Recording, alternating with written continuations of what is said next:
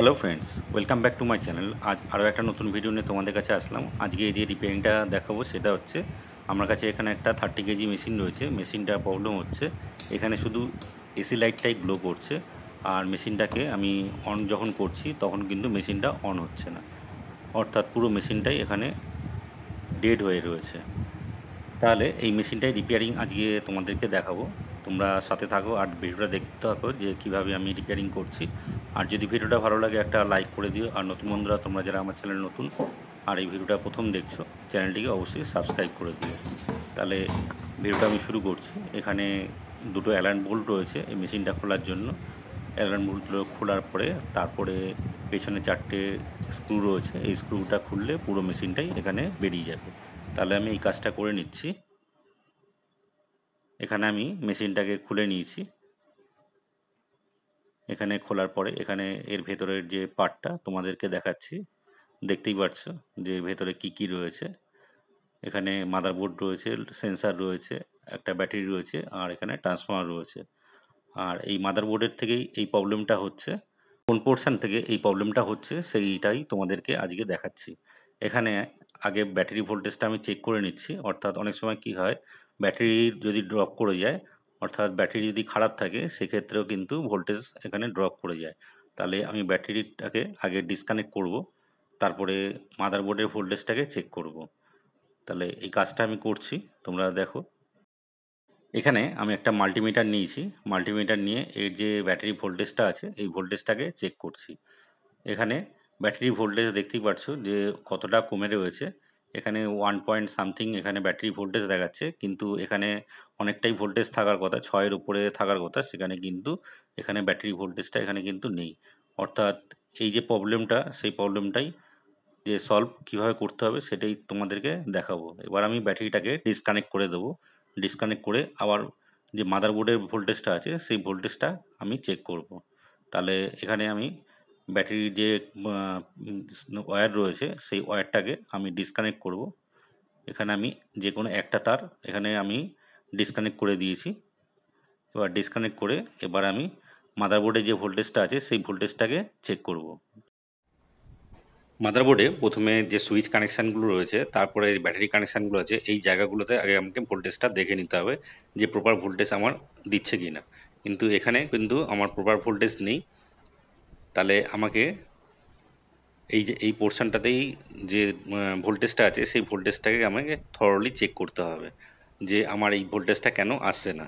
তাহলে আমি এই জায়গাটাকে চেক করে দেখে নিচ্ছি। এরপর মাদারবোর্ডের যে ব্যাক পোর্শনটা আছে এই ব্যাক পোর্শন থেকে তোমাদেরকে দেখাচ্ছি যে কীভাবে কী করতে হচ্ছে।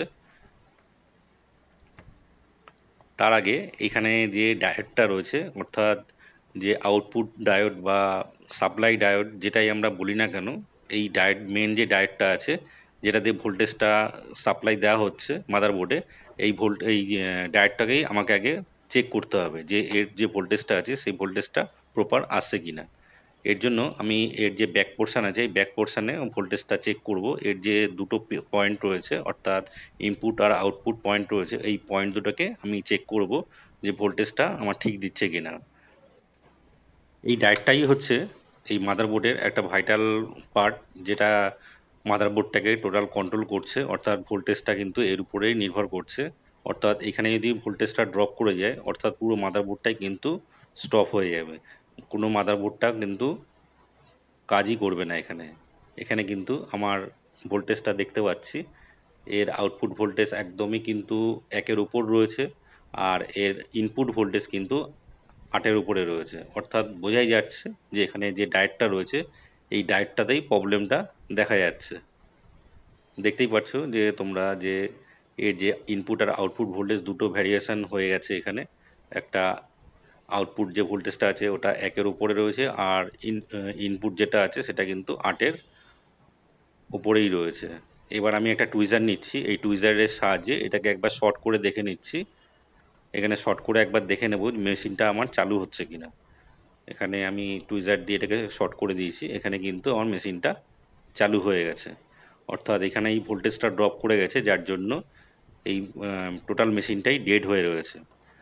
এবার আমাকে যে কাজটা করতে হবে, এই যে ডায়োডটা আছে এই ডায়োডটাকে আমাকে চেঞ্জ করতে হবে। এই ডায়োডটা চেঞ্জ করলে আমার যে প্রবলেমটা আছে সেই প্রবলেমটা সলভ হয়ে যাবে।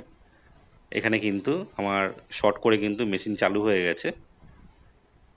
তাহলে এই ডায়োডটাই আমি চেঞ্জ করব, সেটা তোমাদেরকে দেখিয়ে দিচ্ছি যে কীভাবে এই কাজটা করতে হবে। এখানে যে সাপ্লাই ডায়োডটা রয়েছে, এই ডায়োডটাকে যদি আমি না তুলি, এর পেছন দিক থেকে প্যারালালে যেরকমভাবে উপর দিয়ে লাগানো আছে, অর্থাৎ যে এইখানে যে ডায়োডের যে কানেকশানটা রয়েছে, এই কানেকশানটা যেরকম লাগানো আছে ঠিক সেমভাবে এর যে ব্যাক পোর্শানটা আছে, এই ব্যাক পোর্শান দিয়েই এই ডায়োডটাকে আবার লাগিয়ে দিলে কিন্তু কাজ হয়ে যাবে।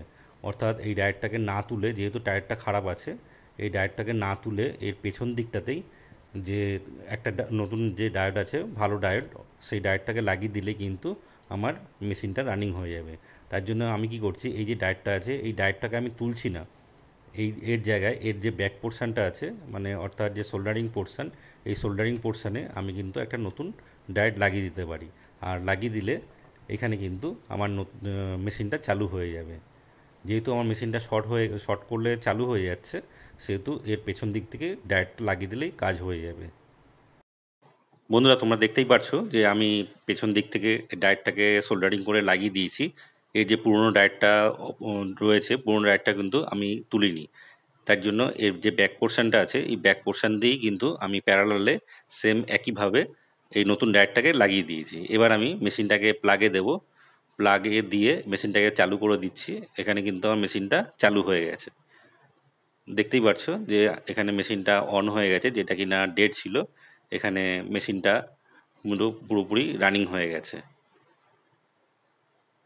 এবার আমি এখানে একটু ভোল্টেজটা দেখে নিচ্ছি, এর যে ইনপুট আর আউটপুট ভোল্টেজটা, এই ভোল্টেজটা একবার দেখে নিচ্ছি। এখানে ইনপুট ইনপুট আর আউটপুট ভোল্টেজ দেখতেই পাচ্ছো যে এখানে 7-এর উপরেই রয়েছে, অর্থাৎ চার্জিং ভোল্টেজ কিন্তু ঠিকই আছে।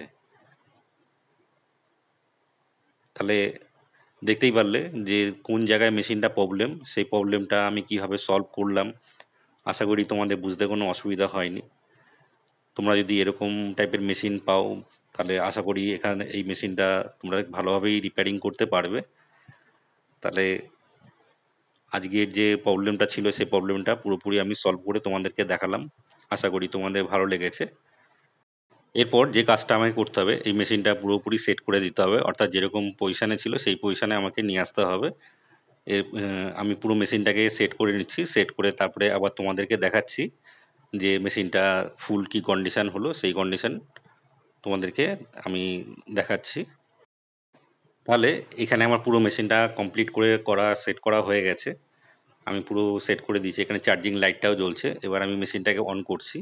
এখানে মেশিনটা আমার অনও হয়ে গেছে। এখানে আমার ওজনও সেন্স করছে। এবার আমি একটা ওয়েট এরপরে দিয়ে দেবো। ওয়েটটাও কিন্তু আমার পুরো পারফেক্ট দেখাচ্ছে। এবার প্লাগটাকে আনপ্লাগ করে দিচ্ছি। এখানে ব্যাটারি কিন্তু ডাউন ছিল, কিন্তু এখন ব্যাটারিতে চার্জ পুরো উঠে গেছে। দেখতেই পাচ্ছ যে গ্রিন লাইটটা জ্বলছে, অর্থাৎ ব্যাটারিতে চলছে। আবার আমার প্লাগে আমি দিয়ে দিলাম, এখানে কিন্তু আবার চার্জিং লাইটটা জ্বলছে। অর্থাৎ টোটাল যে কাজটা ছিল, টোটাল যে প্রবলেমটা ছিল, সেই প্রবলেমটা পুরোপুরি সলভ করা হয়ে গেছে। আমার মেশিন পুরো ওকে হয়ে গেছে। তাহলে এই ছিল আজকে রিপেয়ারিং, যা তোমাদেরকে শেয়ার করলাম। আশা করি নিশ্চয়ই তোমাদের ভালো লেগেছে। আর যদি ভিডিওটা ভালো লাগে তবে একটা লাইক অবশ্যই করে দিও। আর নতুন বন্ধুরা, তোমরা যারা আমার চ্যানেল নতুন বা এই ভিডিওটা প্রথম দেখছো, আমার আরও ভিডিও দেখার জন্য চ্যানেলটিকে অবশ্যই সাবস্ক্রাইব করে দিও। তাহলে ভিডিওটা আজকের মতন শেষ করছি।